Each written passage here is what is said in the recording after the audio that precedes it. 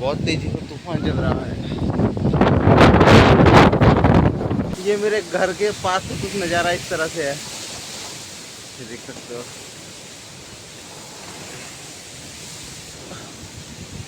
जबरदस्त आंधी तूफान के साथ बारिश।